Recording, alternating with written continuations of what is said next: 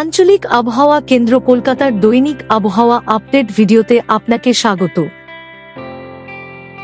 গত 24 ঘন্টায় পশ্চিমবঙ্গের জেলা ভিত্তিক গড় বৃষ্টিপাত মানচিত্রে প্রদর্শিত হয়েছে। উত্তরবঙ্গের জেলাগুলির কয়েকটি স্থানে অতি হালকা থেকে মাঝারি বৃষ্টিপাত হয়েছে। উত্তরবঙ্গের আলিপুরদুয়ার জেলায় দুয়েক স্থানে ভারী বৃষ্টিপাত হয়েছে। দক্ষিণবঙ্গের অধিকাংশ স্থানে অতি হালকা থেকে মাঝারি বৃষ্টিপাত হয়েছে।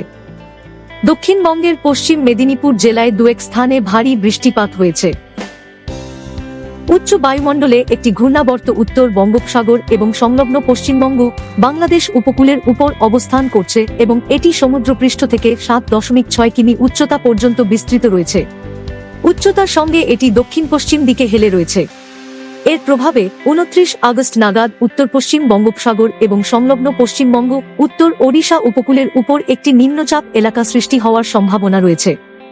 সমুদ্রপৃষ্ঠে মৌসুমী অক্ষরেখা বর্তমানে অমৃতসর, দেরাদুন, খেরি, উত্তর পূর্ব উত্তরপ্রদেশ ও পার্শ্ববর্তী অঞ্চলের উপর অবস্থিত নিম্নচাপ এলাকার কেন্দ্র মধুপুর, বাঁকুড়া হয়ে উত্তর পূর্ব বঙ্গোপসাগরের দিকে দক্ষিণ পূর্বমুখী হয়ে বিস্তৃত রয়েছে।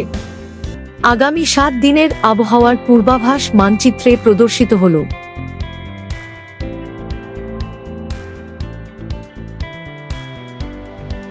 উপরোক্ত আবহাওয়াজনিত পরিস্থিতির পরিপ্রেক্ষিতে 28 আগস্ট থেকে 1 সেপ্টেম্বর পর্যন্ত দক্ষিণবঙ্গের কয়েকটি জেলায় দুয়েক জায়গায় ভারী বৃষ্টিপাতের সম্ভাবনা রয়েছে।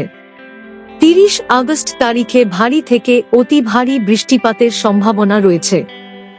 বজ্রবিদ্যুৎ সহ ঝড়, বজ্রপাত বা ভারী বৃষ্টিপাতের সময় নিরাপদ স্থানে আশ্রয় নিন।